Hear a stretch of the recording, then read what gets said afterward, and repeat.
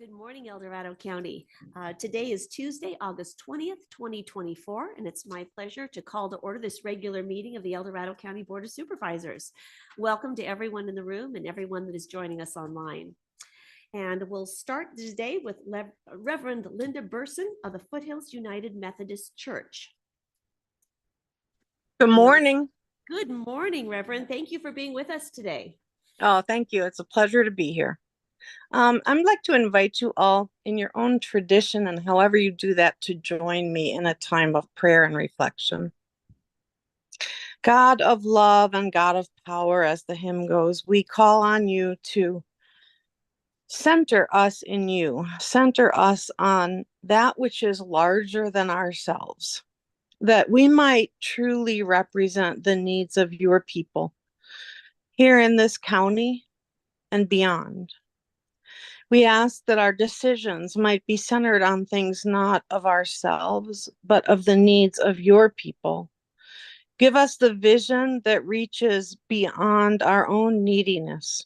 For we come into this room with so many things, so many issues, so many problems, so many distractions. Center us now on our business at hand. Center us so that we know that we are here serving something greater. Help us to make decisions that are wise, to treat one another with kindness, and to do your work in this world, beginning right here in our place, our county, our home. We ask all of these things in the name of one God, worshiped in many, many different ways. Amen. Amen. Thank you so much for getting us started off right. We appreciate you being with us. And with that, Supervisor Parlin, would you lead us in the Pledge of Allegiance? Everybody please stand and join me for the pledge. Begin. I pledge allegiance to the flag of the United States of America and to the republic for which it stands, one nation, under God, indivisible, with liberty and justice for all.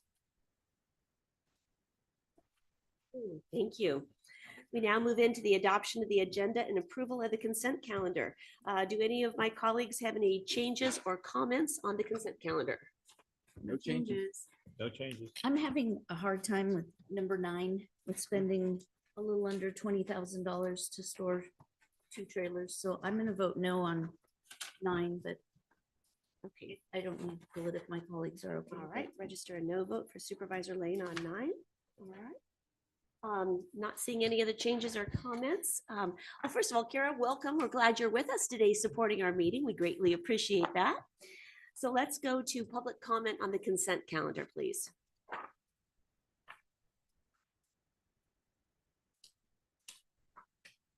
Now taking public comment on the consent calendar, individuals will have 3 minutes to address the board. The timer will notify you when you have 30 seconds remaining, and again when your time is up.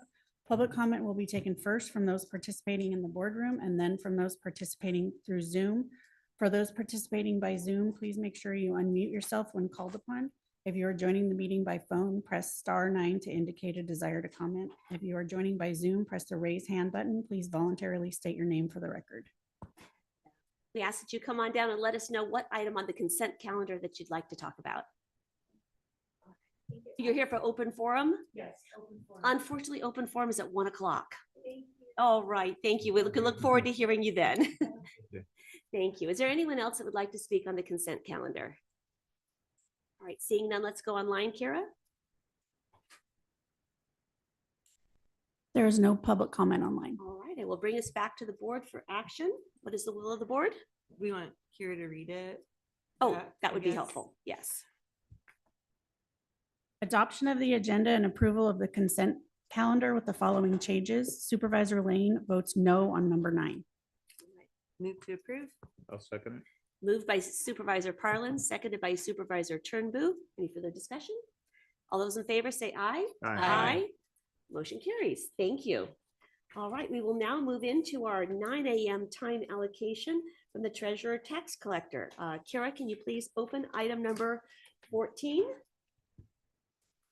Item number 14 comes from the Treasurer Tax Collector's Office, recommending the board adopt and authorize the chair to sign ordinance 5206, amending Title III Revenue and Finance, Chapters 3.29 and 3.34 of Title III to update fees that are not mandated by statute, add additional fees to recover the cost to provide these services, and to correct a typographical error. And with that, I open the hearing.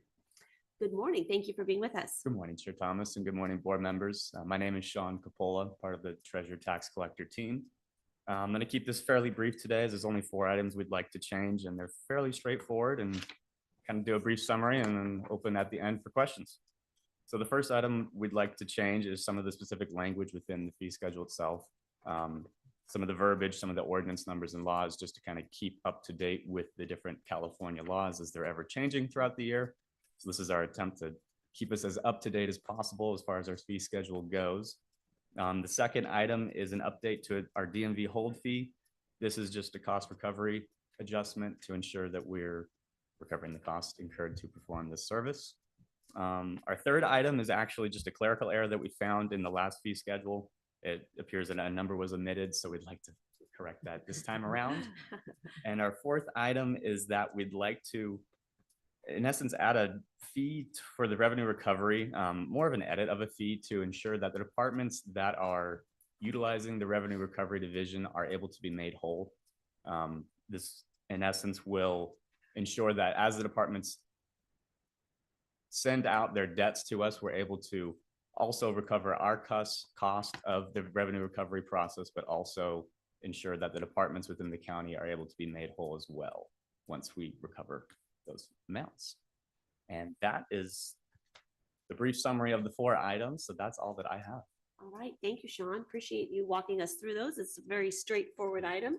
Does any board member have any questions or comments this time?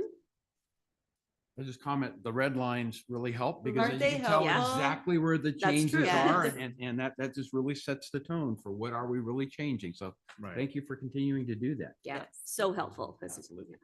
Excellent. All right. Thank you. We'll go to public Thank you comment very on much. this. Thank you. Now taking public comment on item 14, individuals will have 3 minutes to address the board. The timer will notify you when you have 30 seconds remaining.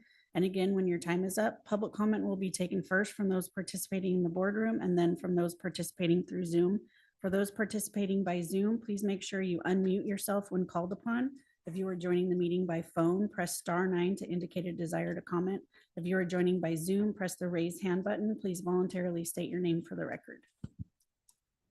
Not seeing anyone in the boardroom. Let's go online, Kara. There is no more public comment. All right. With that, I will close the hearing and bring it back to the board for action. What is the will of the board? I would move approval. Second. Yep. Moved by Supervisor Lane, seconded by Supervisor Parlin. Any further discussion? All right. All those in favor say aye. Aye. Motion carries unanimously. All right. Thank you so much. Great. We will now move on to item number 12 from Planning and Building. Kira? Item number 12 comes from Planning and Building Department, Economic Development and Administration Division, recommending the board. 1, receive and file a presentation updating the board on Resolution 014-2024, improvements to the county's development review process. And 2, provide feedback and direction to staff if necessary. All right.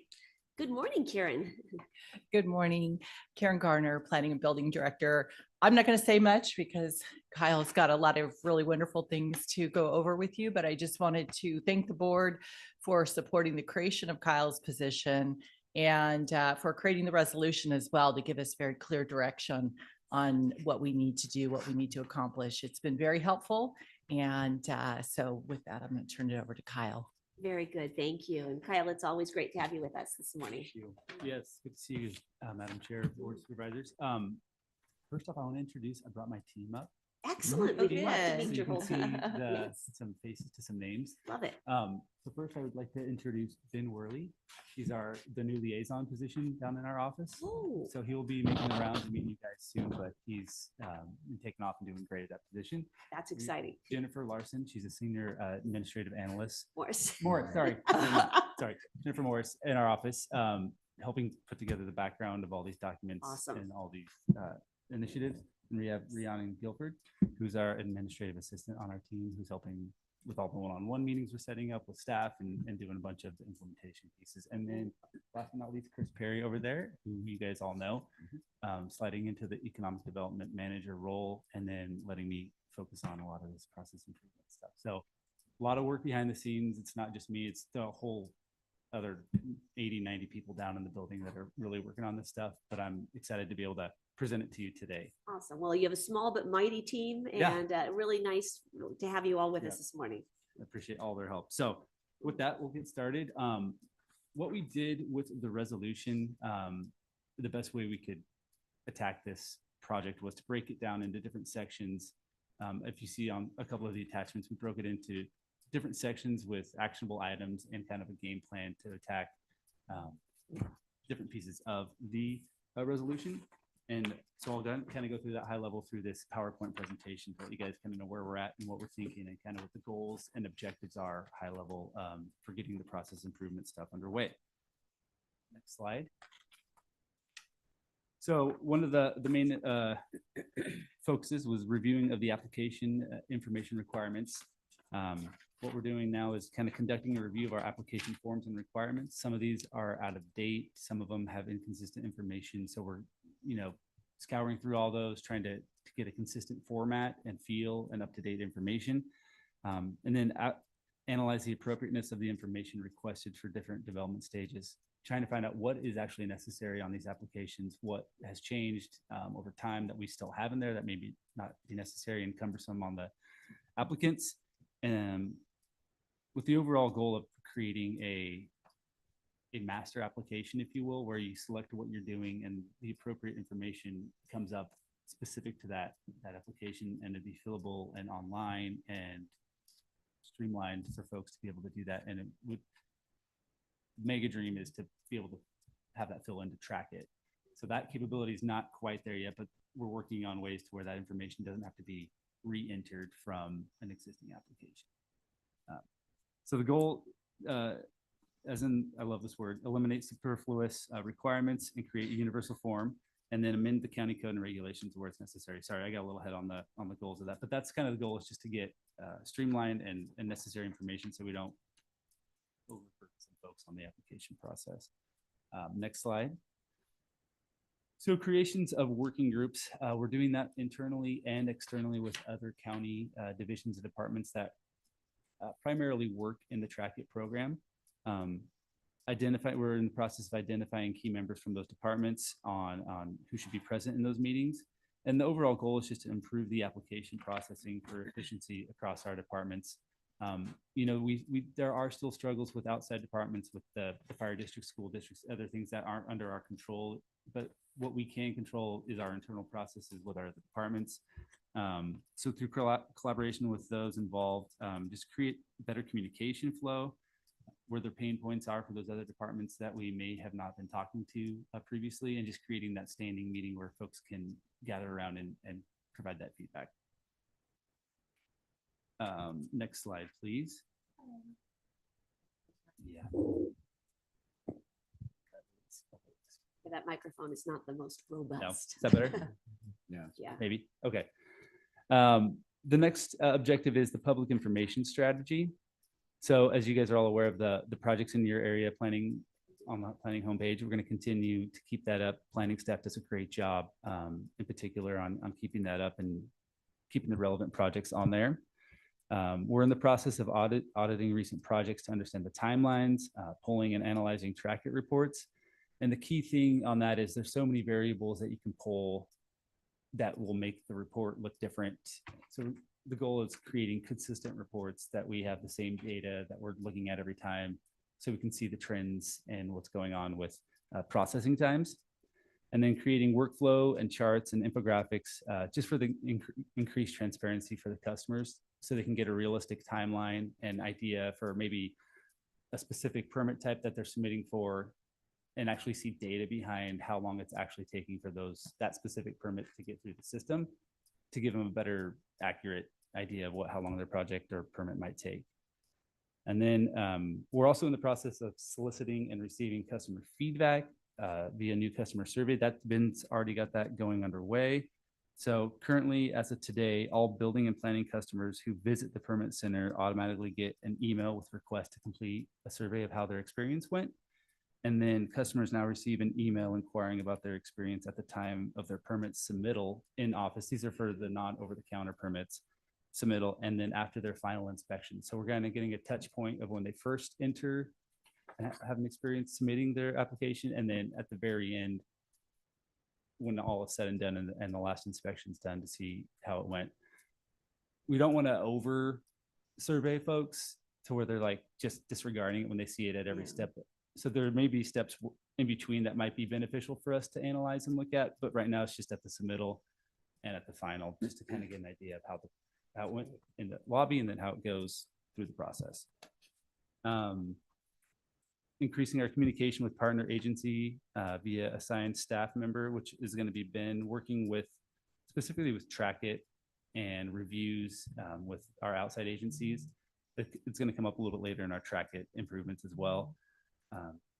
Getting the training for those outside agencies that traditionally maybe got initial training when we first implemented the program, but they've hired new staff since then and didn't get a proper training and track it from the county.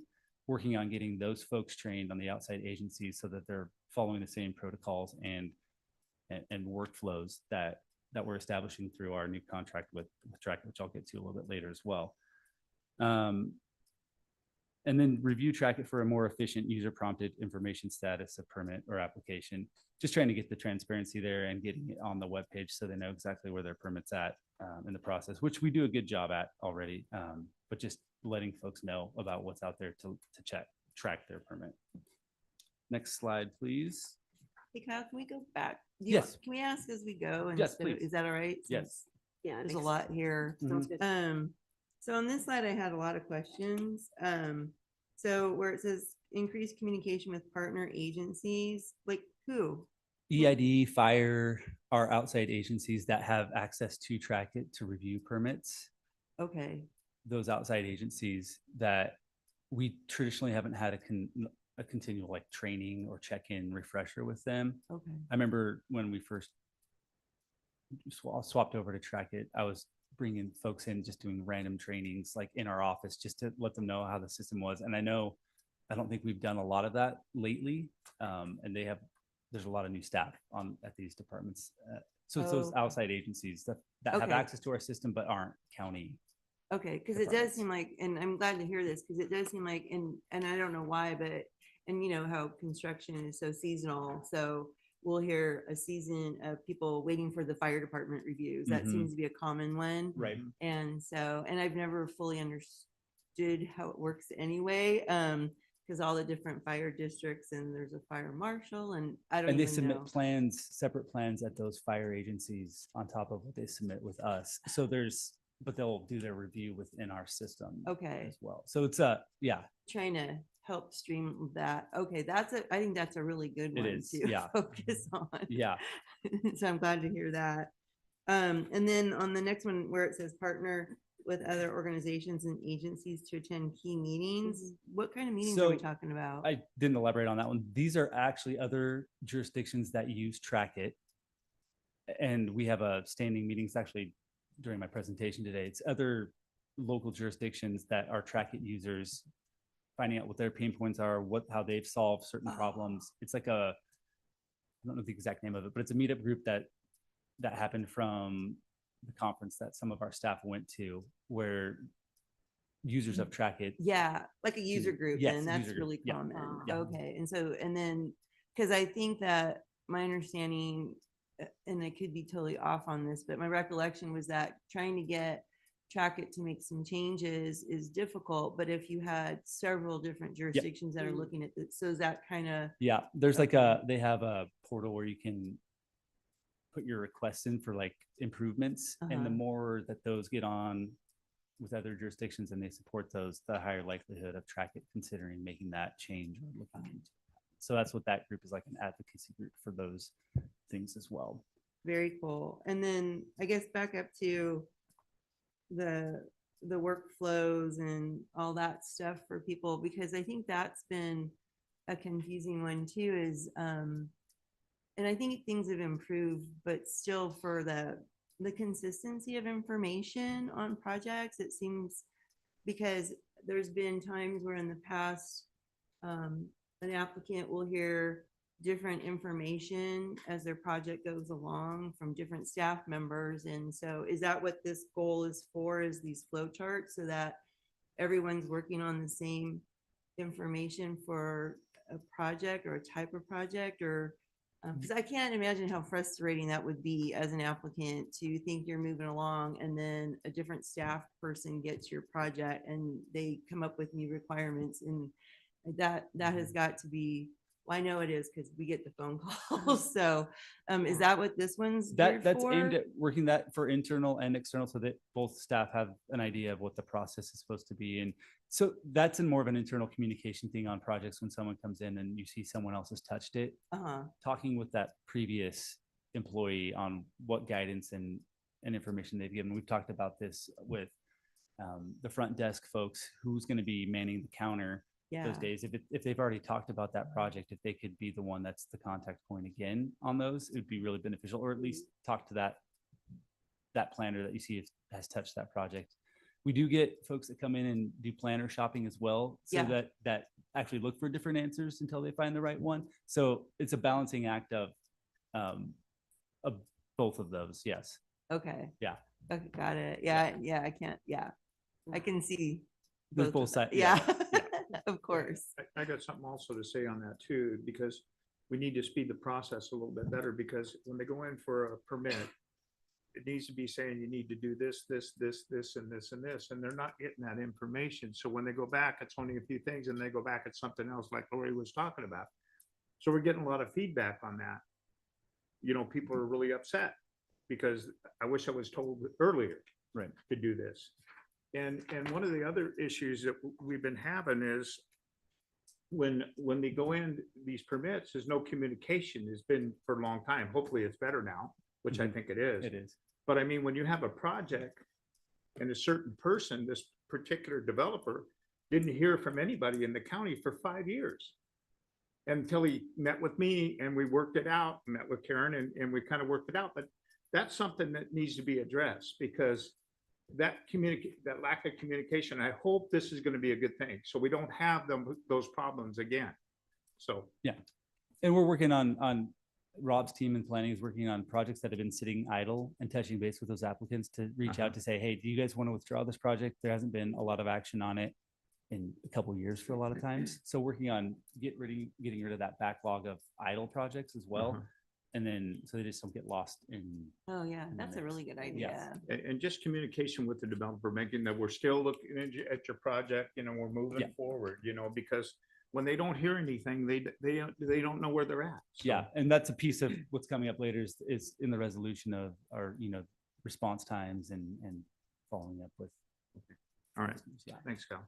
So this discussion makes me want to go back to the first Okay, subject all matter, right. There you go. which was the application forms and requirements, because that's where I think we have to make sure that the applicant knows what's going to be required of them.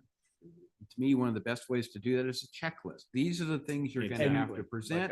They're going to have to be presented in this kind of a time frame, so that they know if they want to get their project approved in, let's say, 6 months, this is the marching order you're going to have to follow. Yeah.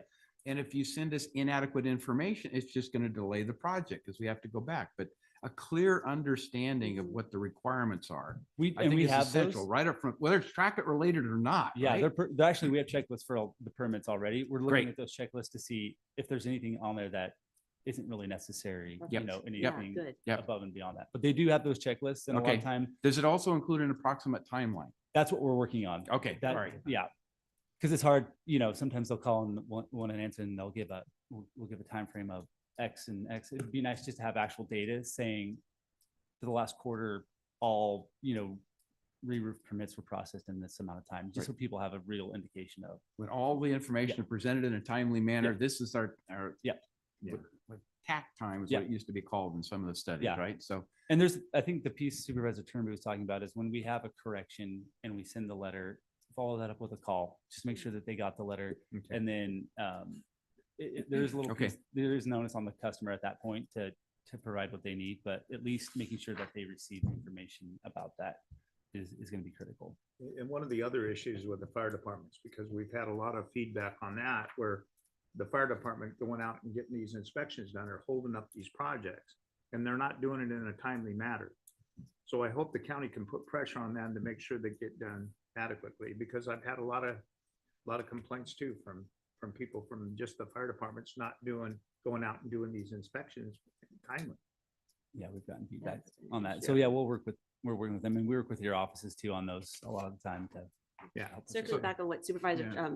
Heidel said, I really like the idea of giving people a time estimate based on data. Yep. Mhm. Not Right. just a general time estimate, Exactly. but the last 6 months, this is the average time. I think that's a really helpful Yeah, metric. we're trying to see if That's there's even, concrete.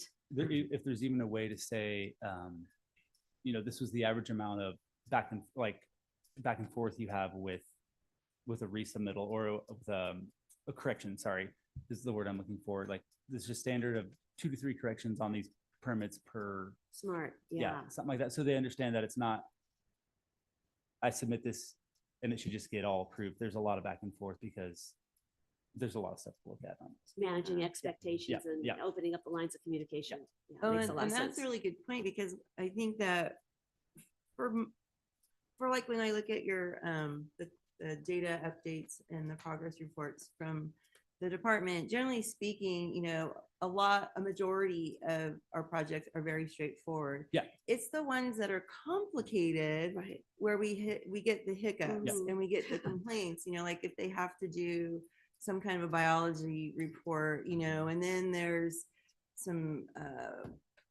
what's the right word, some discretion, or get the messy ones are the ones I think that are harder to have clear expectations. And so I'm not sure how to address, they're the ones, Yeah, it's the the ones that are, planning, the those planning trickier apps, yep. projects that have, wetlands, oak trees, Complexities. traffic, those things that slow Mhm. stuff down. And then the applicant might have to make a decision. And, how do we get those ones a little more clarity? Because generally speaking, a lot of our applicants are very straightforward. They're just, Yep. water heaters, whatever, Mhm. roof. But it's the tricky ones, and how I think those are the ones that we really need help with, those expectations and the clarity. So I don't know if that's been everybody else's experience, but those are the ones. And then those are the ones too that kind of, I think, more to Supervisor Turnbull's point, when they're told, oh, you got to go do this study or whatever Mhm. for your project, and then time happens and they kind of do a study, maybe not all the way or half, or Mhm. they don't know what to do with the study because it wasn't awesome. Those are the ones that get stuck and we end up hearing about. So that awareness of the trickier projects are probably going to be, and I don't know how to integrate that into something that's clear. You know Yeah. what I mean? It isn't always cut and paste for, Yeah. They don't fit in a box, which Yeah. makes it hard. And that's Right. where probably Ben comes in and helps us as the Exactly. liaison and that's, to help and that's the where, process. that's Yeah. honestly where it is. It's just having Yeah. someone to communicate throughout that process so that they're not left in the dark on Right, Exactly. right. what it is. I So think That's gonna be key. That's a a huge perfect piece. way to put it. Yeah. And by the way, my office has already reached out to Ben a couple times because we got word that he was the new liaison, and it's been amazing. That's So awesome. yeah, because we love Katie so much, and I was like, oh, where's Katie? It's So a critical Ben, position. Yeah, you stepped right in, and that's what we need, these more complex ones that need a little help. So and Rob's team does a great, Rob's working on a lot of this stuff too. And Yeah. Rob's amazing. yes, Yeah. so Yeah. there is a lot, the building stuff is a lot more black and white. You can give pretty clean data and show timelines on it. It's the discretionary stuff that, yeah, and it's Right. working with the folks that aren't necessarily developers, like someone who maybe has to come get a CUP because they want to do X on their property, really working with those folks to make them understand a 6 to 8 month process because of the public noticing and the studies and all the things. Well, and then to add even more complexity, I think, is when code enforcement cases end up having to interface with planning and building. And I can speak to that because I ended up in the code enforcement system, and I did not want to learn how planning and building worked. And so it was very difficult. and it wasn't straightforward. I didn't know how anything worked and I really didn't want to, but I had a code enforcement case on my property. So, I think those are the ones that are going to need a little extra, nudge or checking in. That checking in, I think with people really will help things move along because folks have to make decisions along the way too, what they want to pursue or not, that's another piece of it. And if we're not checking in with them, it's very likely that they're not making a decision because they don't have to, and why should we have this long backlog of things just because people aren't making decisions? So Yeah, and I have seen, since you guys added more staff to code enforcement, a lot more interaction between building code enforcement. They're advocates, they'll talk to the building folks and say, hey, what needs to be done to get this up to out of code compliance or whatever. Yeah. So there's plenty of work to do to improve on a lot of this. Okay. Fortunately, so we'll keep keep us going. So Kyle, pulling that a little bit more, do we have a complexity index or something that when an application comes in, this is going to be a tough one. We need to make sure it gets referred to Ben, right? To get them started on the right path as opposed to letting them get down there and struggle and struggle and struggle before it gets to liaison. We do rely on our planners to relay that information of the complexity at that point. I mean, that is their job, is to let the applicant understand that process, but as well as we can, train them and prepare them to communicate with the applicant when they're submitting is what we're working on, just making sure that they know. But that would be our complexity index, I guess, is the planner being the expert on that application. So, all right, very good. Great, good discussion. Yeah. I think we're good with that slide. So the goals of this is to become more transparent with the application process and timeline, incorporate customer service feedback to actually make improvements. You guys receive the quarterly department newsletter. We want to get that going internally and out to our customers as well. And then we're going to be doing just a super high level monthly, just with data and stats for permits processed and some exciting stuff that the building department's working on online stuff. And then initiate the outside partner agency training. So on Track It, which I'll get to a little bit more here. Kyle, has a plan to push those, monthly stats out on social media so people just, continue to get an idea that, things are changing at the county and that things are becoming more efficient and this is how we're doing, and just kind of telling our story. Yeah, and putting it on our web pages so they Right. can, like, I'd like it to be either on like the Track It landing page or the building and planning and main web pages, like data from this, whatever it is, or they can just see, month over month, kind of some of the The average numbers. public's not going to see it there. So while it's important there, I think it's also important to have it user friendly on social media. So just people start having a positive view. Wow, things are happening at the county. Yeah, we could work with Carla on pushing that out. Yeah, I think that would be good. Yeah. Yeah, and share it with all of us too, because we can put it out on our newsletters too. Exactly. Yeah. Okay. Tell our good story. Yes, Yeah. exactly. Yep. So Track It system improvements. So so we are working with the new business consultant from Track It on the contract that was executed a while ago. We have had our first initial discovery meetings. And the main thing that came out of these meetings is training is needed on all fronts. Not the basic training. We've been in the system for 7-8 years now, but just the training for onboarding staff, getting consistent training with all staff. And then the training for the outside agencies, which we talked about a little bit earlier. So we're propping up attending, I'm diving back in to all the subject matter expert meetings that I did for a while, and then working the collaboration with the other Track It districts that are utilizing the program. And a piece of it is the document management system behind it, how we're storing and saving stuff is going to help us enable more of like the online plan review software that we can mark up, and then you can actually just email it back and forth with the customer rather than marking up plans, sending a correction letter. There's some efficiencies to be had, but we need to just shore up how we manage some of that stuff in the background. The goal of all this is to allow greater availability of application submittals online, which I have a data point. I don't know if we've updated you guys recently, but so we opened up online the building department out. Shout out to Janice Poirier and Dawn Knight on really working hard to get this going. but since April of this year, they've had 343 permits submitted online. And at that time, they were only doing solar and energy storage systems. Since July 26, they opened up 21 permit types online and have taken in an additional 129 permits. And that accounts for 37% of the total permits since July 26 have been online without folks having to come into the office. Nice. That's wonderful. So there's more to be opened up. I think they're opening up 7 or 8 more permit types by the end of the month. And I think, I don't know what the anticipated number is, but it's going to be a high percentage of folks will be able to do business online. I think a super high percentage of our permits are those trade permits anyways. And the more we can let the folks with the complex projects Yeah. get that attention at the front desk and keep those folks doing the trade permits out of the office and just getting them, it's going to be provide a lot of efficiency. So it's exciting stats. I mean, we've been waiting for that for a while, and Janice and Don have really just been bringing that home.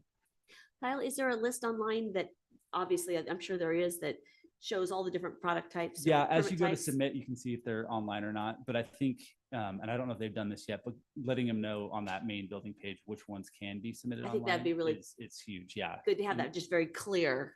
Yeah. So folks, know. Yeah. That's wonderful. it's really That's cool. Major projects, progress.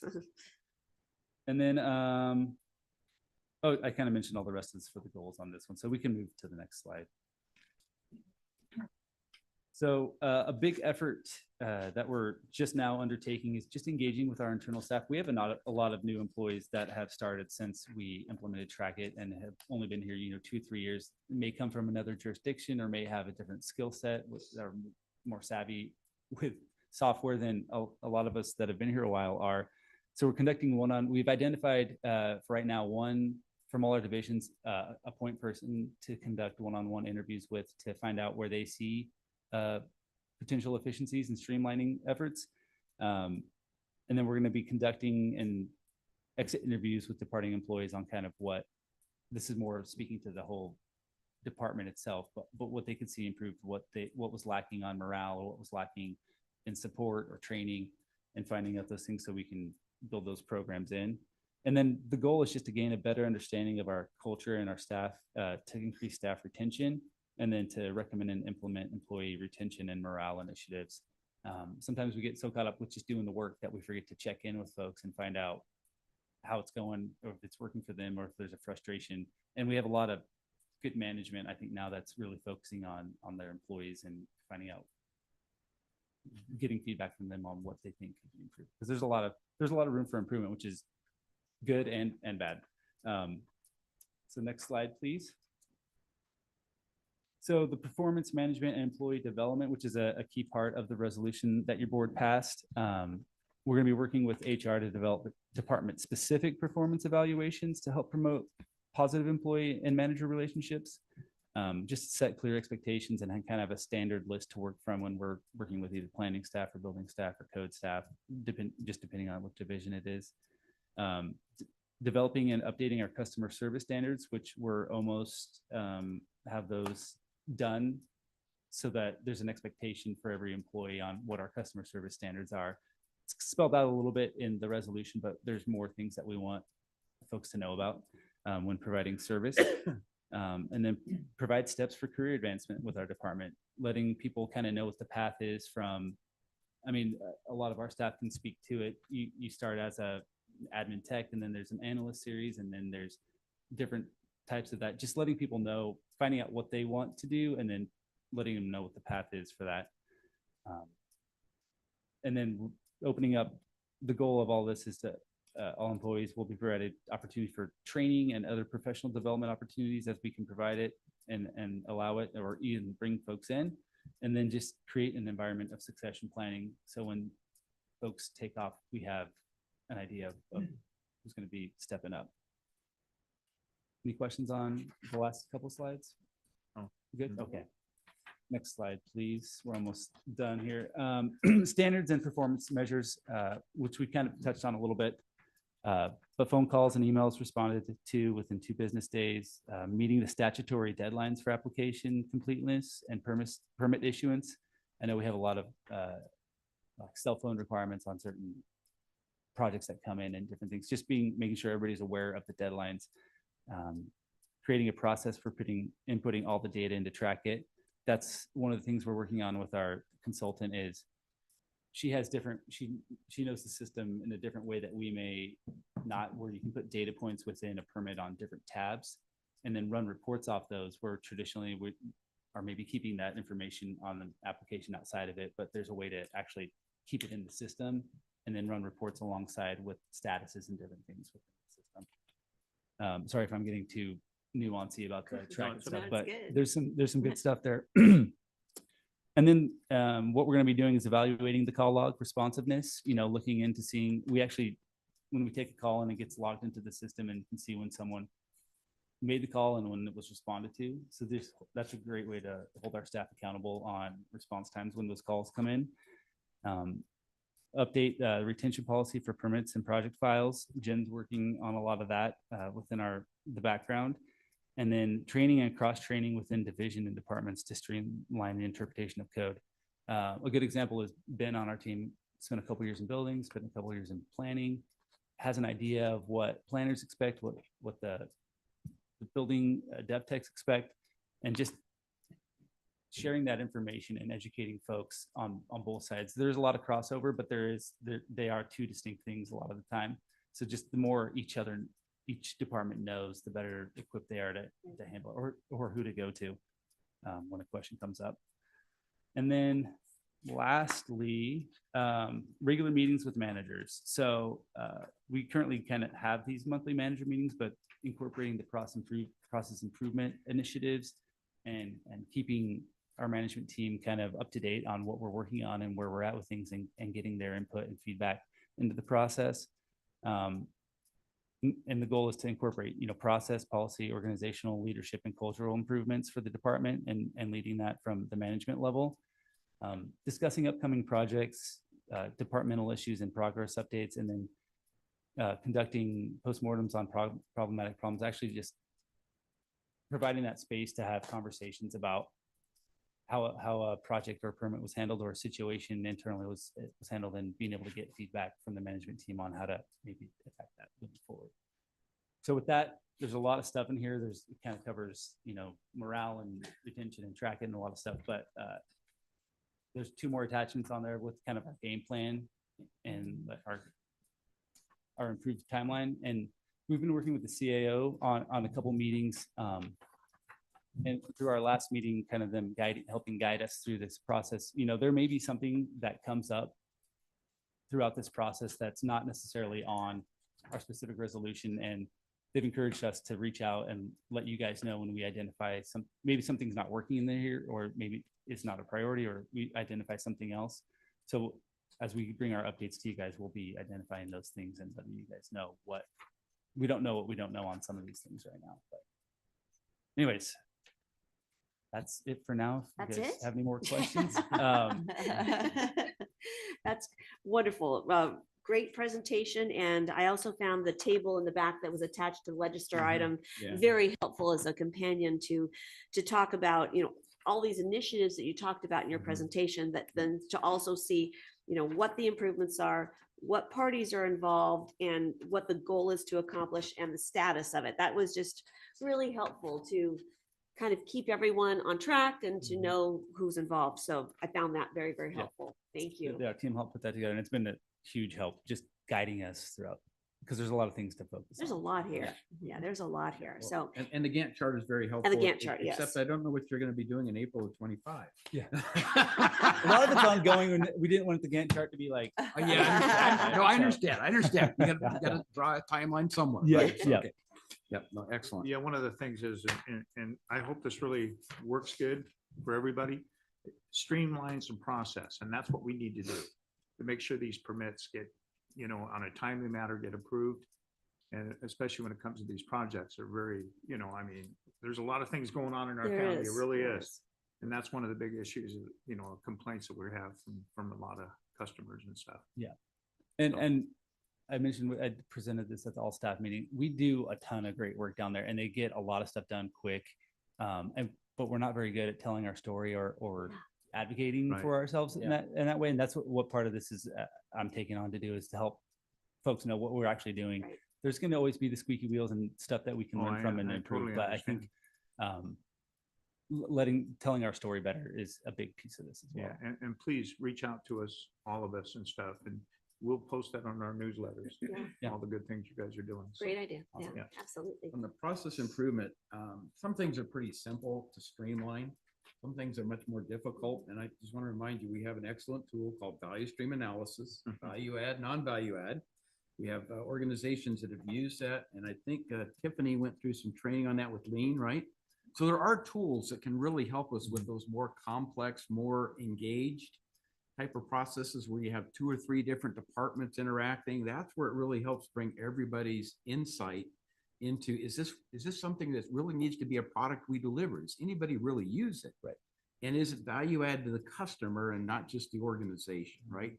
Because the more you can focus on the customer's needs, the more efficient you become. That's the bottom line. So, Exactly. but we have some tools in place that, pull on those when we need to. Absolutely. Any other comments? Yes, absolutely. Supervisor Williams. Thank you. I hate to be Debbie Downer here, but, and I was kind of holding my comments, not really knowing where it would fit into this discussion. But I do want to thank Director Gardner. I've been working with her for over a year on the Tahoe Building and Planning Department. I've been working with the Chief Administrative Officer as well, but our department is completely broken. We don't even have a counter person. So when you talk about, the Board of Supervisors believes that to achieve these goals, the county must provide exceptional customer service. There hasn't been a counter person the entire time I've been serving. And I don't know how much longer before that. I know that that's something that we're working on right now, but it's been allowed to go on for a really long time. When we talk about permits, we have 80 permits that were held up down here on the West Slope. We take the permit application up in Tahoe, but then we send the whole application down here to be processed. And, we've got people that are trying to do a bathroom remodel that have been waiting over a year. I've heard, unfortunately, there was ambulance employee that applied for a permit and never got it and lost its financing. So because the bank, is like, well, you're not moving on this, so lost the financing. I even know of a couple that had 2 small children, never got their permit, sold their house and moved. They're like, it's easier for us to buy a house than to try to go through this process. So I think I'm a little bit preaching to the choir because I know that you guys know, but this whole report almost doesn't even apply to the Tahoe office because we're so broken. So I need, the employees that we have in the Tahoe office are superb. And it's because of their hard work that they've filled the gap with so many missing pieces, but they can't create magic. And we've got applicants that it should not take 2 and 3 years to get a permit. The other, problem that it inadvertently affects is the fact that the people lose their contractors again, because the wait is so long and our building season is really short. So I know that we're working to try to address these problems and fix them, but it has to be a very high priority. From what I gather from this report, there are tweaks and fixes that need to be made down here on the West Slope, but we're completely broken up in Tahoe. We need to be like a #1 priority. We've got to get that fixed. Yeah, and I know, Sorry, now I really feel like Debbie Downer. I'm sorry. Well, I'll try and, lift things me up a little here bit. Thank you. and where we're going with that. So, you're right. It is something we have recognized as well. And we've tried different things. We do send staff up there, but you're right. We don't have a staff person working in Tahoe at the office full time. And then Ben was one of those wonderful people, and then we stole him away. So it has, fallen on Micah now, and we careful not to burn him out and send him up to Tahoe too many times. So, but we are creating creating a senior dev tech position. We have a senior dev tech position that actually we should start advertising this week for. That is for the Tahoe office. And that will be the primary person that is sitting at the desk every day. Intake of permits, can actually process some of the smaller minor permits and handle it there. Brendan in our Tahoe office, I've kind of unleashed him to be able to manage the staff that physically sit in Tahoe. So our inspectors that are up there now report to Brendan rather than, down on the West Slope. And I think that is helping. He's getting them trained up so that they have a wider breadth of knowledge specific to Tahoe. Things like training with TRPA staff and our building inspector. So they're getting it straight from TRPA staff, what it is they expect and what they need to do. So that's moving along. But yes, our goal, and we're getting there, is to have a fully functioning independent office up in Tahoe that really can handle, probably 95% of the things that come in the front door. That would be great. Yeah, it's really necessary. Absolutely. Really broken up there. So So Karen, thank you for your work on that. is there some way to measure that improvement? Because again, we say we don't tell our story very well. How do we measure the improvement in Tahoe and really let the public up there know that we have made, really significant changes, and here's what we've been able to do? Shorten timelines that used to be a year down to 3 months or whatever it is, but we need to find a way to measure the improvement and then talk about it, right? Sure. Absolutely. I think probably the number one thing we can do is on the TRPA permits, how long is it taking to get that through? And Okay. we have that data now for the existing ones. And so we should be able to track as that gets going and speeds up. And, there we've tried outside consultant help, and unfortunately that's not helping the way we thought it would. So we're kind of back relying on our own staff and dedicating more staff time to that effort. But that'd be the number one way to track that. Okay. Yep.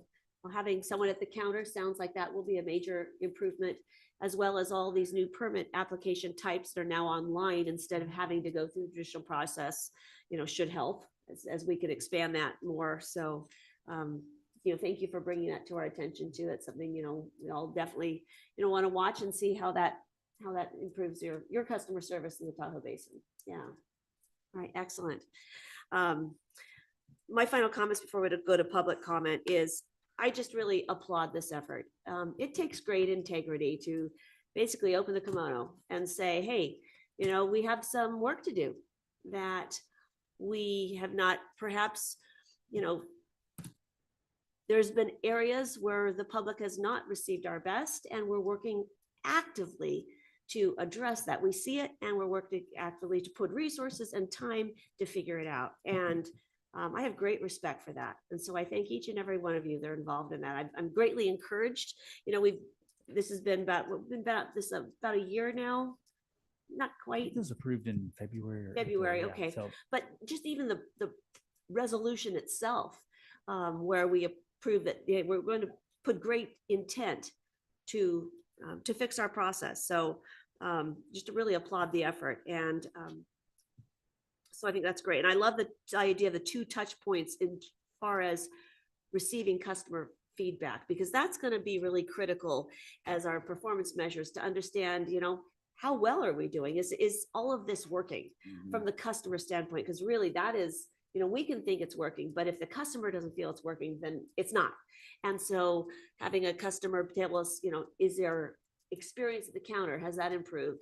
And then after they've gone through their whole process, what has this process been like, and understand that. So I think you're on the right track with that. Yeah, really, really great. Love that. All right, let's go ahead and open up public comment on item number 12. Now taking public comment on item 12, individuals will have 3 minutes to address the board. The timer will notify you when you have 30 seconds remaining. And again, when your time is up, public comment will be taken first from those participating in the boardroom and then from those participating through Zoom. For those participating by Zoom, please make sure you unmute yourself when called upon. If you are joining the meeting by phone, press *9 to indicate a desire to comment. If you are joining by Zoom, press the raise hand button. Please voluntarily state your name for the record. Is there anyone in the boardroom that would like to speak on this item? Most of you are involved in this item. So, all right, let's go ahead and go online. Now taking public comment from Chris Payne. Good morning. Good morning, board. Very good discussion, especially comments about South Lake Tahoe. I'm looking at sheet 9 of 11. It's the standards and performance measures. And that brought up to me the discussion about the dashboard. The dashboard was going to be a real-time representation that one could go to see how we're performing, even on a day-to-day basis. The statistics would be there. It would be easily set up with different topics. And with that thought, then was what would we want to see in terms of showing progress? Well, we would want to know how are we doing with SB 35, affordable housing streamlining process, because there's an annual report that's due, I believe, April 1st at the latest, that talks about SB 35.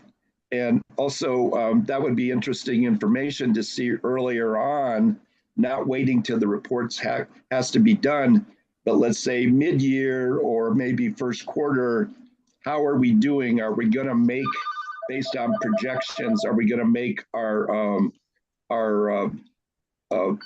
issues? I apologize for the background noise. It's a phone, another phone here in the house. Anyway, back to SB 9. SB 9 is an accessory dwelling unit process. It's also one that we are keeping track of because it allows multiple units on a single parcel. So it'd be interesting to know how are we doing on our ADUs. These both come with mandatory approval deadlines. And so are we meeting our deadlines in terms of getting that information done? A couple more things: high and very high fire severity zones. How many parcels are permits are being denied because of being in one of those areas, or is any of that going on? And then also residential insurance rejections. How many people are actually going to get insurance? If they can't have residential insurance, the FAIR plan or some other insurance, then I believe they will not be getting a building permit. So I question what we're doing in terms of the county related to that subject. Thank you for the time today. Thanks for your comments.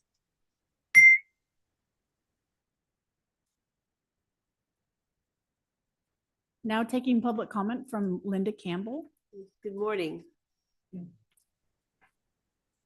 Hello, everybody. Happy Tuesday. This is Linda Campbell from El Dorado Hills. First, I want to say I love seeing some of the goals outlined. To me, it shows that planning is listening, and so it's really appreciated. One thing on that, I would say, what's going to be the cadence of updates on progress, and how is that going to be tracked and published, just so that we see how things are going? Some of my other comments have to do specifically with large developments, not necessarily related to individuals coming in to be able to build on their own parcels. So a few things. One thing that I think that would be helpful still is on public meetings that are held by planning staff that are not necessarily part of a commission or board of supervisors, so they're not attached to the Legistar record.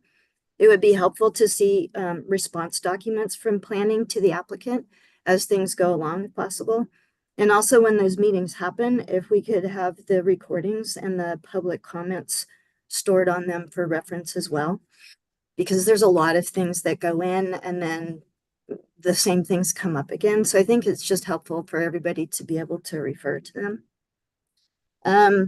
one thing that I would like to note is a breakout of some of the data in regards to the different applications and dates.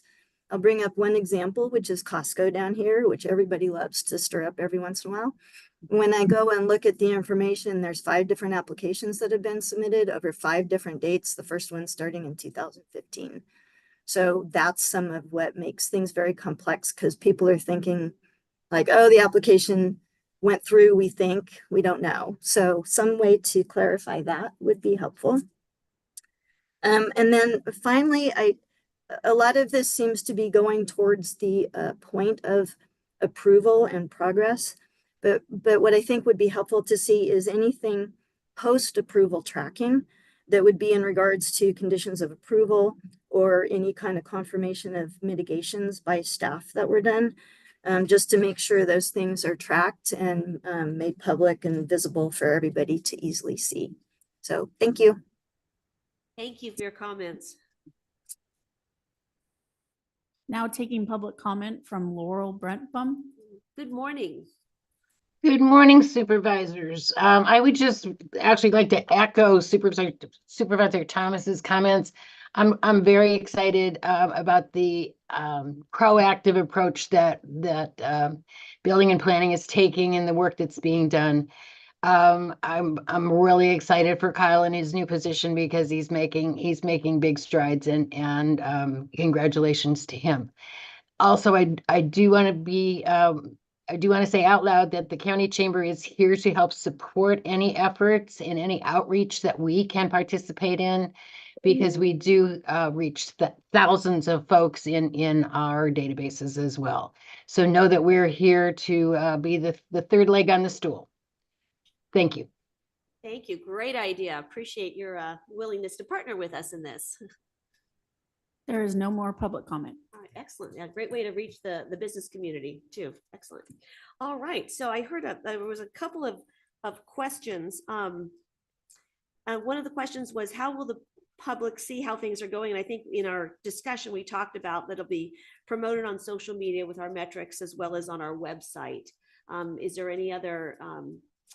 Per the resolution, I'm coming back every 6 months Oh, good. for an Okay. update as well. Okay. So is that goal Yeah, from that? every Something 6 like month that? Yeah. update to the board. So for the actual updates to the board, and then like you mentioned, the newsletters and the updates that we're doing, we can make those public facing and share with the chambers and all the folks. Perfect. Okay, great.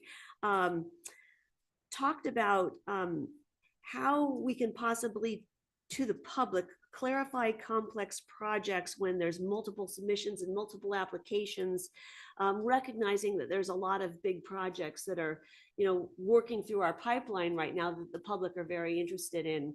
So how can we kind of streamline that process so they can really understand what's going on? And then how can they view conditions of approval as processes, go forward?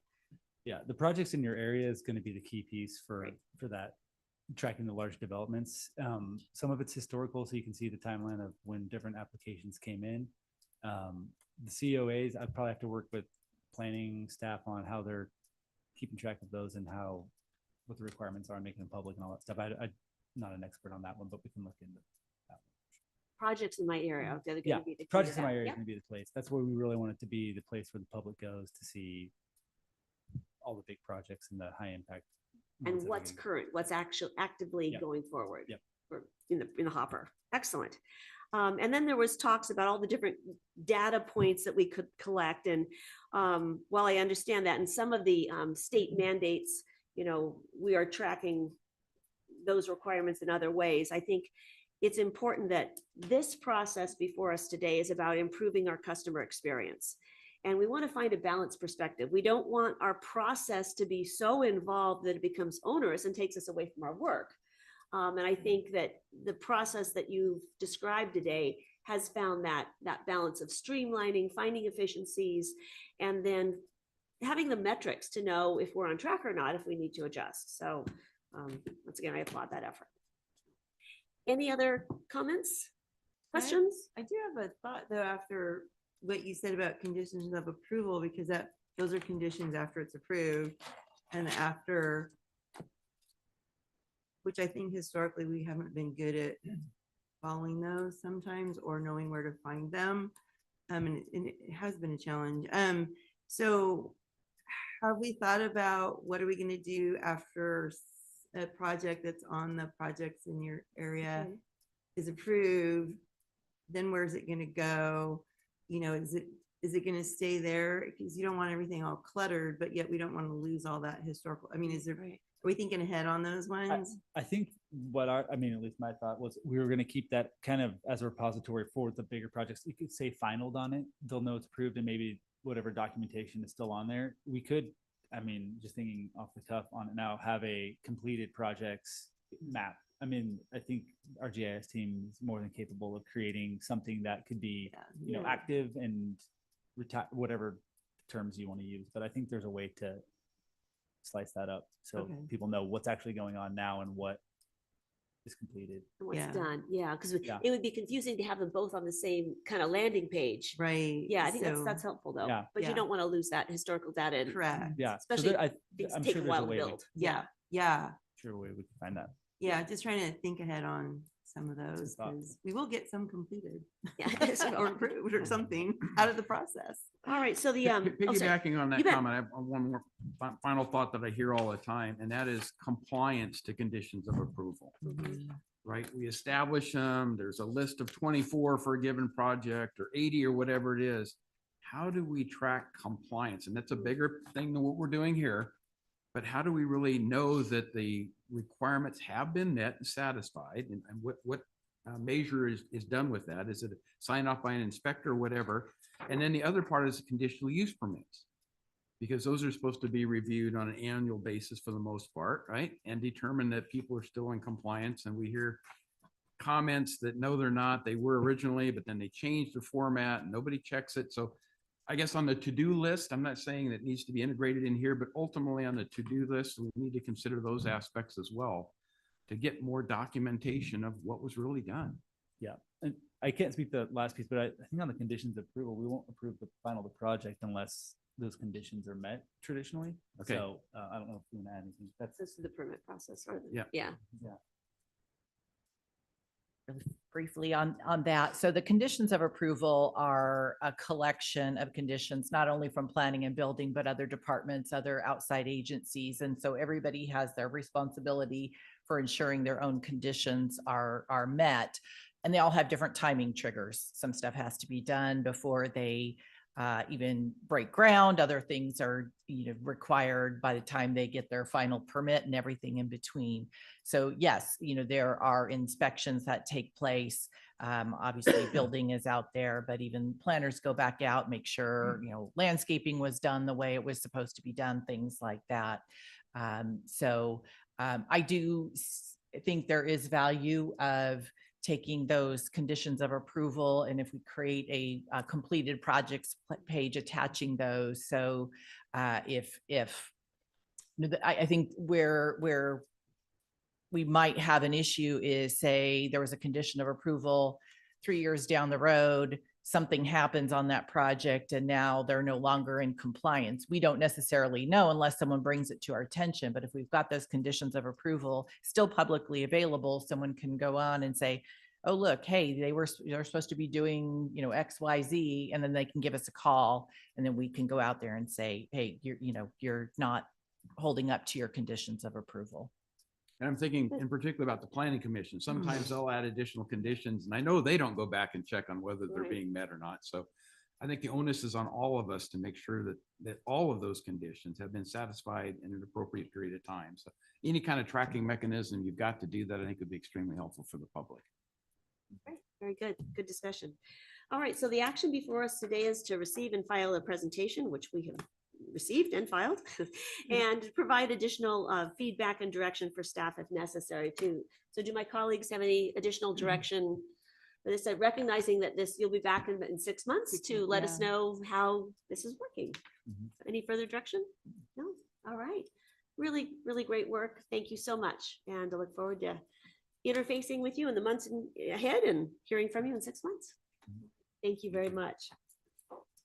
All right, our final morning item, which other than closed session, is item number 13. So Kira, can you open that one up, please? Item 13 comes from Human Resources Department, recommending the board authorize the chair to sign a memorandum of agreement between the County of El Dorado and Tiffany Schmid, establishing compensation, benefits, and other terms of employment for her employment as the Chief Administrative Officer. Good morning, Joey. Good morning, Chair. Good morning, everyone. Yes, this item is to consider updating our CAO's employment contract.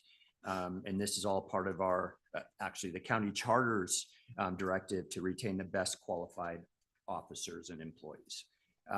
So really, this is a pretty straightforward item. There's two changes that we're proposing. One is to change the current memorandum of agreement to reflect a 3-year rolling term, which includes a severance equal to the lesser of the base salary paid over the remaining portion of the contract or 1-year annual salary. So it's the lesser of those two. That's one.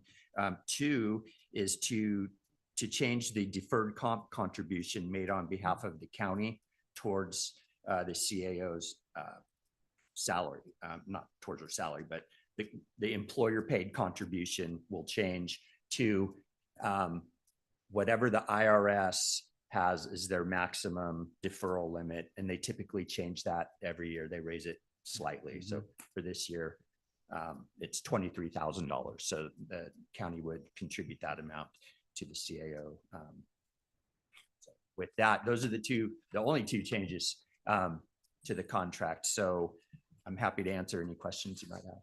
Very good, thank you. And just for the public's benefit, I think it's important to note that this item, doesn't change her base compensation, the compensation. It's just these two items that you articulated. And I just want to acknowledge that I cannot think of a more complex position than a county CAO. The amount of issues of people that you have to manage, as well as understanding and representing our community, requires great skill and tact. And just want to commend you for your abilities to balance all of those really challenging, competing priorities, as well as balancing resources and the demands of county management, which is incredibly complex. And you are highly skilled at that. And so I just want to acknowledge your immense skill. Any board member comments or questions on this item? It's a very straightforward item. All right. Great. Ditto to your comments. All right, Yeah. excellent. Let's go ahead and take public comment on this, Kara. Now taking public comment on item 13. Individuals will have 3 minutes to address the board. The timer will notify you when you have 30 seconds remaining. And again, when your time is up, public comment will be taken first from those participating in the boardroom and then from those participating through Zoom. For those participating through Zoom, please make sure you unmute yourself when called upon. If you are joining the meeting by phone, press *9 to indicate a desire to comment. If you are joining by Zoom, press the raise hand button. Please voluntarily state your name for the record. Boardroom would like to speak on this? All right, seeing none, let's go online. There's no public comment. All right, with that, I'll bring it back to the board, and I would like to move approval of item number 13. I'll second. All right, any further discussion? All right, all those in favor say aye. Aye. Motion carries unanimously. Excellent. Well deserved. All right. So with that, I would suggest that we hear our closed session items. That will the board? Perfect. So the board will now recess into closed session to hear items 15 through 18 as specified on the agenda. And anyone who wishes to provide comments concerning these matters may do so at this time. There is no public comment. So with that, we will be back after either, well, actually, we will be back at 1 o'clock for open Right. forum. Yes. Exactly. All right. Thank you.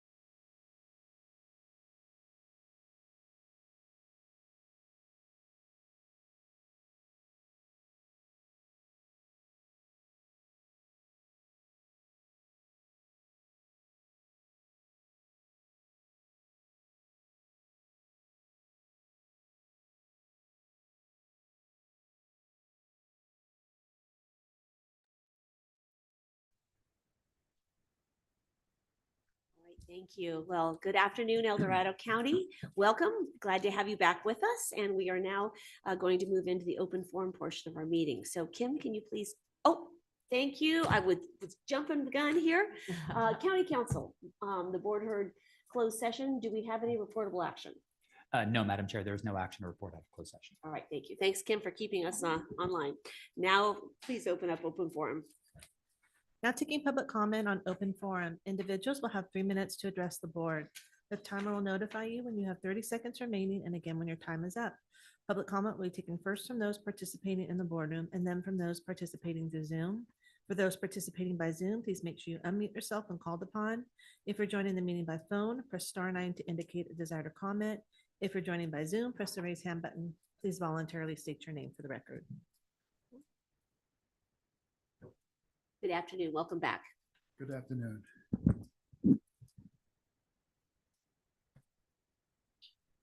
On April 14th, 2022, Javier Becerra, the Department of Health and Human Services Secretary, said about the COVID-19 vaccines. He said, quote, "We know these vaccines are killing people of color, Black, Latino, Indigenous people at about 2 times the rate of white Americans." That's a shocking statement. So I'll say that again. He said, "We know these vaccines are killing people of color, Black, Latino, Indigenous people at about 2 times the rate of white Americans." For the record, my name is Ronald F. Owens, Jr. I was a public information officer at the California Department of Public Health between 2009 and between 2023. I retired on December 31st. I brought this information to my leadership regarding what Becerra said, backing up the data from the Vaccine Adverse Event Reporting System. And I urged them to notify Mark Ghaly, who is the Department of Health and Human Services Secretary here in California, and Governor Gavin Newsom. I don't know if my management did that, but that's what I advised them to do. Unfortunately, they made it about me and then about you and 40 million other Californians. They hid this information from you and the general public. So I retired, so this information will not be muzzled any longer.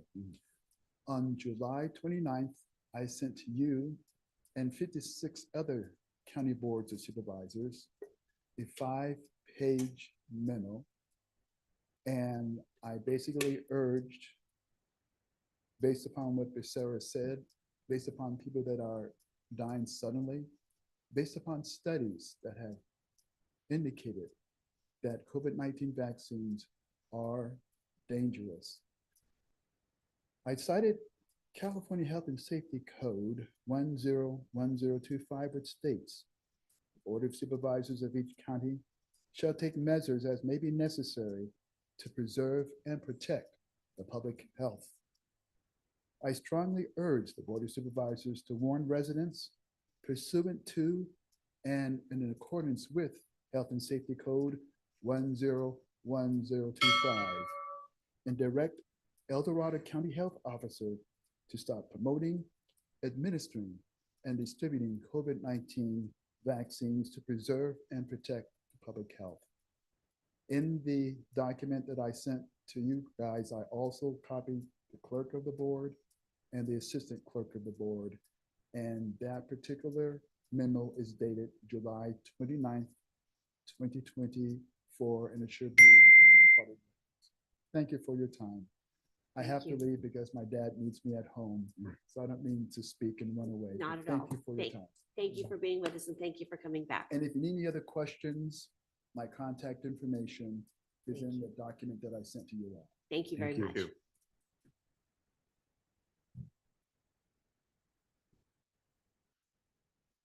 Anyone else?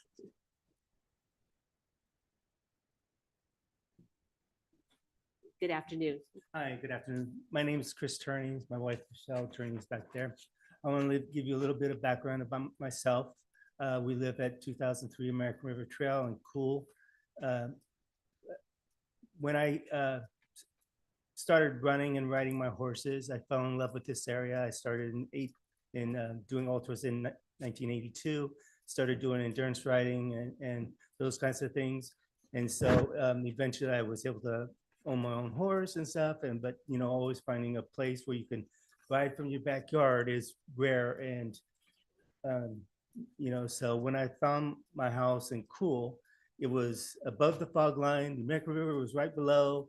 I could ride from my backyard. I could sit on my back porch and gaze at my horse with no obstructions or any houses around me. The paper that I gave you has a picture of the hill behind me, and it was an amazing, beautiful sight. So I'm actually going to start reading from this page if I can. Dear Board of Supervisors members, the El Dorado County Superior Court ruled against Lanuso in his appeal against the El Dorado County Board of Supervisors, case number 23CV0385, involving the open space property on 2405 Big Chief Trail in Cool. My wife, Michelle, and I are addressing you because Lanuso has failed to remove or show any progress in the removal of any of the buildings or grapevines from the open space property located at 2405 Big Chief Trail in Cool. I bought my house at 2003 American River Trail in May of '97. The house was simple in construction and form. The properties on either side and behind were vacant. I could sit on my back porch and gaze at my horse with the beautiful, majestic hills in the background. There was a lone oak tree at the top of the hill that seemed to stand like a soldier protecting the valley below as the sun enveloped it with its orange glow. I could run or ride my horse over the hill and down to the American River without bothering anyone. I could go all the way to Lake Tahoe if I wanted to, or all the way down to Folsom Lake and ride those trails down there and those kinds of things. When Lanuso bought the open space property at 2405 Big Chief Trail, he immediately started building his house. He knew the open space property was less than 10 acres and did not meet the provisions of the 2013 Open Space Ordinance 130.61.050. My wife and I didn't know this open space ordinance existed until we received the notification from the El Dorado County Planning Commission that Lanuso violated the ordinance when he built several non-conforming and non-permitted structures on the property. My wife and I want to know why Lanuso is not being accountable to the court's disposition in removing or showing progress toward the removal of the buildings and grapevines on the open space property. Thank you. Thank you very much for your comments. Appreciate it.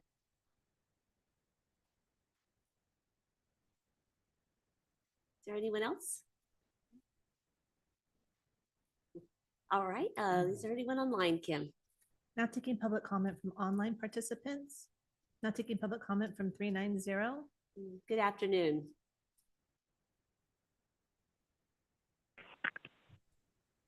Well, good afternoon, board. This is Ken Greenwood from out here at the Triple Junction.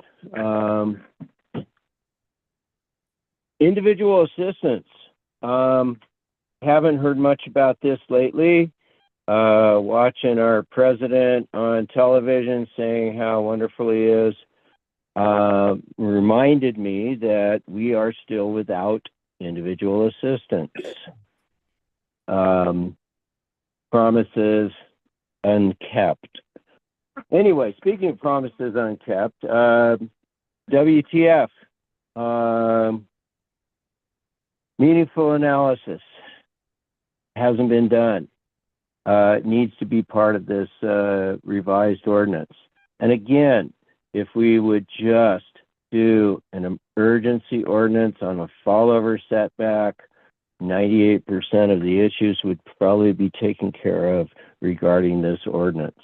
I do not understand why you are making no progress on that, because there's no real progress on the ordinance itself. And as far as notice is concerned for that ordinance, yes, it should be 1 mile around the site. We should also fly a dirigible or balloon, if you will, to show people within that 1 mile radius, if you will, just how innocuous or not that these towers are going to be. And that would be a very good way to demonstrate that. I know they've done drone flights before, but that just doesn't quite do it like a balloon would. What else? Yeah, happy super duper blue moon with a sight of sturgeon. What else are they saying it is? Anyway, have a great day, and let's get on with the WTF. Thank you very much. Thanks for being with us. There's no additional public comment. All right, and that closes the open forum portion of our meeting. Since we've done closed session, we'll now move on to board member updates. Who would like to be first? Supervisor Lane, would you like to start us off? I know you had the big Tahoe Summit last week. And We did, had the Big Tahoe Summit, got to meet Secretary Buttigieg, who was our guest speaker. He was fabulous. Biggest crowd that we've ever had. That's public participation. And they turned out in force. The day was beautiful. Lots of good things to mention there. They also are naming a segment of a bike trail on the West Shore after the great Senator Dianne Feinstein, who really was the catalyst to getting us on the map and getting the financial support that we don't get because we're not a national forest, but that we totally need. And so it's because of that federal support that Tahoe's really been able to make some great gains environmentally. Although you'll always hear an argument about that, not enough, too much. But in any case, yes, thank you for allowing me to mention the Tahoe Summit. Thank you. absolutely, that's most appropriate for her to be acknowledged for her work on the basin. Yeah, she's a great advocate. She was, yeah. Yeah, It's lovely. she really, really loved Tahoe. She's the one who coined the word Team Tahoe. And it's what we still call ourselves to this day and probably will off into the future. Nice. Yeah. Well, thank you for representing us there. Yeah, That's great. Vice Chair Heidel? Yeah, it's my pleasure to share with the board that Costco has closed escrow on the purchase of property, and that's been recorded now at the appropriate recorder's office. The statement that I got is Costco recently purchased approximately 40 acres on both sides of Silver Valley Parkway with the intention of developing a Costco and fuel facility. Site plans are pending, but there will be a substantial distance between the contemplated improvements and any residential or school property. The other thing I found out is that Costco does not do any kind of announcement when they make purchases like this. So I've contacted, I've left a voicemail message for Carla to see if we can put together a press release with their information that just lets people know that, yes, they've purchased the property and they will be working with planning, and so we can update ultimately the information that's on the project in your neighborhood. Yeah. Because we get a lot of calls, Wow. and I think it's probably something of interest to most of the county, because a lot of our very rural residents go to Costco in Folsom, and this will provide an opportunity for a quicker trip and hopefully a more convenient trip within El Dorado County, and obviously the financial benefits of sales tax revenue, property tax revenue, gas tax revenue, all those things are significant. And I know it's something the county's been working on for many, many years. Wow. And it sounds like it's finally going to come to fruition. So that's the one item I wanted to share. That is a More to significant come. update. Yeah. My goodness, Yeah, yes. yeah. Wow, all right. all you got? Thank you. That's all I got. Thank you. How do you So- beat that? I guess you can't. Now we got nothing. Yeah. So anyway, just attended the water agency meeting. You know, I didn't have to go to jury duty. So that was kind of a big plus for me. And that went very well. And then the El Dorado Hills Chamber meeting that we had, John and I both attended. We had I attended the El Dorado Hills ribbon cutting and also the APEC meeting following that afterwards that night. But Saturday, attended the Caldor Fire Remembrance. It was the 3-year anniversary. Wow. Lori was there with me Hmm. and met a lot of the residents. It was probably approximately 250 people. Wow. Which was really awesome. And the El Dorado County Food Bank was there distributing a lot of food. Plus they had Karen Gardner was there Nice. and she was passing out the Title 25 packets to help these people. And then also they had a design of the new community center that's going to be built out there. So it was a great event. And that's why Lori's got some flowers that she brought back. Oh. So it was a great event and meeting everybody, and everybody really appreciated everything that I've done for them. It was very touching. I bet it was. Yeah, Lovely. very touching. And the weather was beautiful. Beautiful. Oh, It that's was lovely. great. It was, Yeah. it was perfect day. Oh, lovely. Fabulous. Done? I'm done. Is that all you got? All right, you ready? All right. I'm kidding. No, I don't know why this is so big. Large font. Okay. Large font. So she can read Like, hear ye, hear ye. No, just a few things. The water agency meeting, just wanted to share with everyone that one of the topics we talked about was the ARPA funding deadlines are coming Yes. up. And we've been assured that that there's two parties that are still haven't allocated their monies, and we're on it. And they know that if they don't get, I think it's September meeting, I believe our next meeting next month, that if they don't have everything in order, we're gonna have Plan B ready so that El Dorado County does not leave any ARPA money on the table. We've been very clear. I just think that, you know, we appreciate that there's some great projects that have been, you know, in the works and stuff, but those deadlines are coming. Appreciate the board's support on not leaving any dollars out there. So, just want you to know the water agency and the board, we've been very, very clear and firm, yet supportive. So all of those things. Yeah, well, tough discussion, but It was, yeah. but it was important. Yeah. The word spicy came up Ah. in one of my emails, so there you go.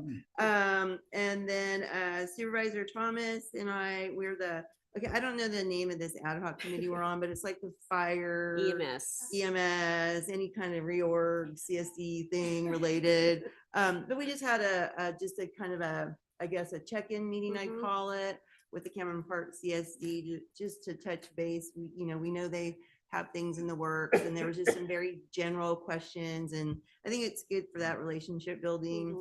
So just wanted the board to know that. And then on Thursday, the RC acronyms, RCRC, you know that one, but the Environmental Services JPA, the chair, I don't know what happened to our chair that day, so I had to chair the meeting, which is great, not a problem. But we talked about SB 1383 a lot. I mean, there's just so much going on there. All the counties are trying to figure things out, and we did get an update on that legislation that we're trying to get passed. Who's doing that? I think Senator Wood is carrying that one. And so, but to do some extensions of the existing exemptions, and which we follow under a few of those. So that's why this update to legislation is kind of critical, and it will impact our county. So RCRC has been championing those changes for us. And then lastly, Supervisor Lane and I met with our CAO yesterday. Feels like a week ago, but it was yesterday, just to kind of voice some concerns that we're having with the, getting the code enforcement's evening and weekends program implemented, because we had expectations, and I think the county as a whole has been sharing expectations, and our residents have expectations, and yet it isn't getting over the finish line. And so we're trying to figure out how can we help make that happen. And so good conversation, and we'll see what comes of it, but just wanted folks to know, because I'm getting pinged quite a bit about concerns, so appreciated that conversation. And that's it. All right. And then lastly, attended many of the meetings you talked about, so thank you for that update. My main update is in regards to SAGHOG. We had the last funding round working group meeting this last Thursday. And if you recall, the state of California issued a corrective action for how we receive certain pots of money for transportation funding, where it was before it was on an allocation basis. They determined that was not in concert with federal guidelines. So we had to embark on this whole process of how SAGHOG administers funding programs. And I had the pleasure of chairing the board regional funding program working group. And then we also had a staff funding round working group that was made up of our transportation professionals that really, are the people that determined what needed to happen with this. And luckily Woody, El Dorado County Transportation Commission, chaired that as well. And so when in these last 18 months we've been at this, Woody and I have also been in conversations with each other to make sure we both understood what each of the working groups was doing. So this is the last one before the SACOG board takes action. And I'm really pleased to state that this could have been a very contentious process because all jurisdictions want to know that they're going to get the money that they've been used to getting. All of us have Yeah. critical transportation needs. And as we know, often state policies do not translate well to rural California. And so we were a little, frightened about this. It's been an amazing, thoughtful, deliberative process. SACOG staff has done an amazing job working through this, and so have all the regional partners coming to the table. And so the bottom line is that there's a few programs that have to meet certain federal guidelines, like CMAQ money. You don't have a lot of discretion with CMAQ money. But those programs that could be flexible, we found that the bulk of it, the common ground we all had, was the state of good repair to fix existing pavement. We all across the region have, just so many needs just to fix our network. And prior, in competitive grant cycles, money could be administered to fix failing pavement, but it often had strings attached. You had to accomplish other goals, like also add in sidewalks for complete streets or things like that, which diluted the money. Yeah. And so we have now taken that out and are just, let me see how they will take advantage of the highly flexible nature of these funding sources and allow for simple maintenance, state of good repair projects without the need for addressing additional issues, which is going to be huge for our region. I'm very proud of that. Additionally, this went through the SACOG Transportation Committee, and they had a really good catch. In fact, I kicked myself that I didn't catch this, but they suggested this and the board added this, that we are also having a certain farm to market agritourism component that would allow, because this is an ag region, and it will allow for projects in agritourism regions to also have funding available. You could apply for funding for projects on that. As if you will recall, that was one of the repaving the Camino Fruit Ridge Apple Hill district was one of the projects that was not brought forward in I think it's our CIP list, or it was, and so this could now apply for funding for that. So what's interesting is the Sacramento region has a farm to market component, but we've made this flexible that it would also apply to us that we import people. And so it will also apply to El Dorado County funds. So I'm very proud of the thoughtful process and expect the board to approve it. And it will, I think, allow us to be flexible and competitive and meet our existing needs without all kinds of hurdles that don't meet our need, that don't meet our framework. So well done. Yeah, it's been a very interesting process and a really good one. So that's all. But, our CAO. Quickly, with the help of all of your departments, my office is working on the adopted budget. We're constantly in a budget cycle here, but so that will be coming to the board on September 17th, but of course we have to publish. So we're really looking at the next 2 weeks is our crunch time. So if we seem a little busy or hectic or something slips, please let me know, because that's what we're busy doing. And we will all be thoughtful of your process on that. So, and I look forward to productive budget conversation at the end of September. All right. Well, with that, it is, 1:24. And thank you all for the great conversations and dialogue. And with that, we are adjourned.